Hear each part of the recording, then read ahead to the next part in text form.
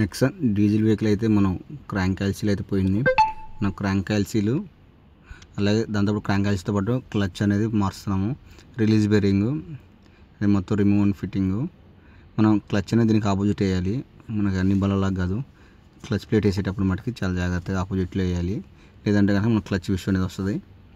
అలాగే మనం ఇది కూడా ఇప్పుడు ఆయిల్ సీల్ లీకేజ్ అనేది కూడా వారంటీలో వేస్తున్నాము. మన కస్టమర్కి వచ్చేసరికి ఓన్లీ క్లచ్ అమౌంట్ పడుతుంది. రిలీజ్ బేరింగ్ క్లచ్ అమౌంట్ మనం చూస్తున్నాం కదా. మనం అలాగే ఆపోజిట్ అనేది వేయకూడదు, అన్ని వెహికల్స్ లాగా దీనికి ఆపోజిట్లో వేయాలి. ప్రెజర్ ప్లేట్ అనేది మనం ఆ ప్లేట్ అనేది మొత్తం ఫిట్ చేసుకోవాలి. గేర్ బాక్స్ అనేది మొత్తం పర్ఫెక్ట్గా ఫిట్ చేసుకోవాలి.